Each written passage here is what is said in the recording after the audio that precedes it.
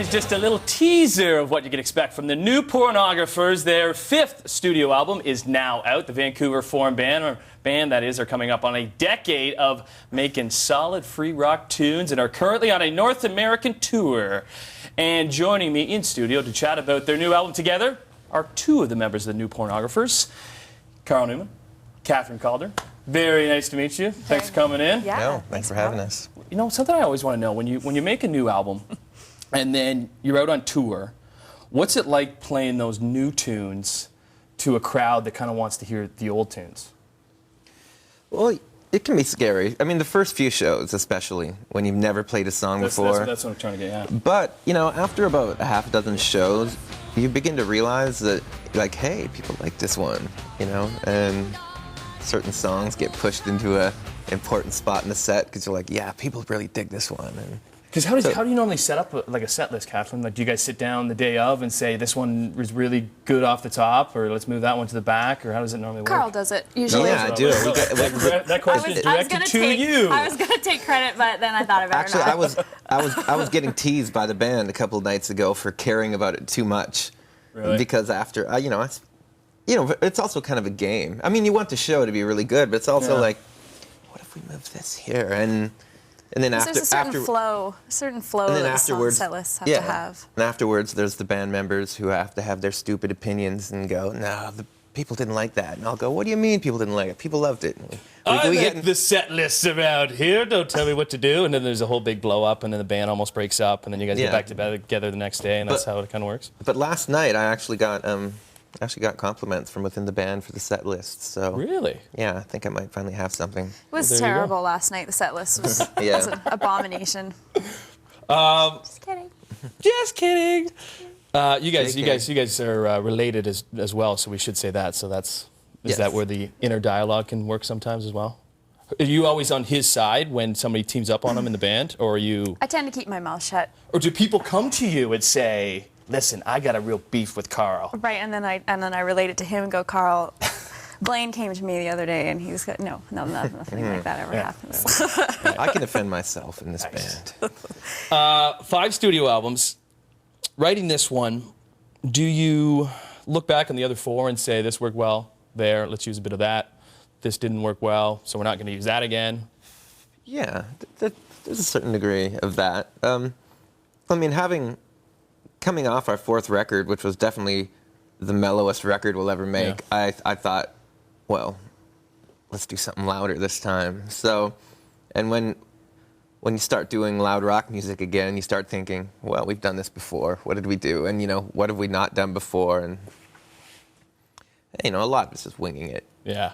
We just go in the studio and hope something good comes out. Does a review mean anything to you guys as a band? Because I know the first 3 records, so many great reviews, and the Challengers wasn't as reviewed as well. Do you come back on this one saying, we really got to make a good record? I mean, I guess so. I mean, I try not to pay that much attention to it. I mean, it's not like it's going to change how I write things. I feel like we've gotten a lot of the positive reviews have been so backhanded on this record. They're like, this album's awesome, unlike their last album. Like, thank you. So I feel like I'm always defending Challengers.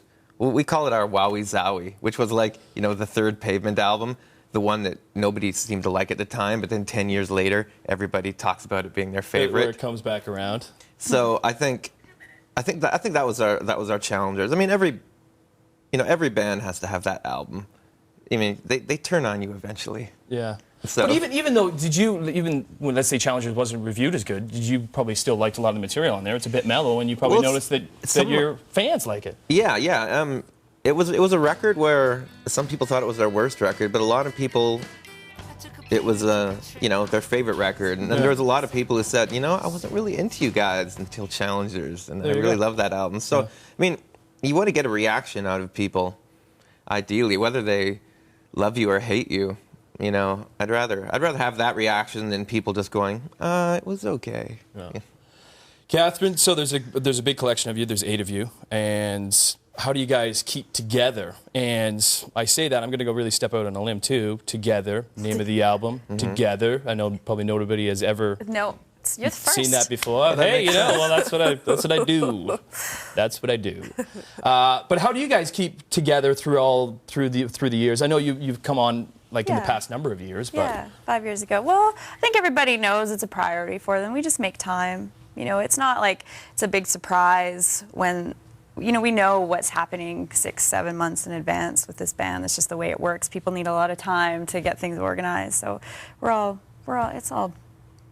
Is there a master schedule easy. person? Are you the guy that is like, all right? Well, we have a manager now, so that helps. Okay. That helps a lot. But even before we had a manager, I think I had an idea. I would think, yeah, let's make a record. Let's start recording a record around here. You know, maybe in November I'd think, hey, how about April-ish? We start making a record. So then people in their minds start. And then I'll call up Dan and go, hey Dan, I'm writing for the next record now. So think about writing and getting me some demos in the next month or two.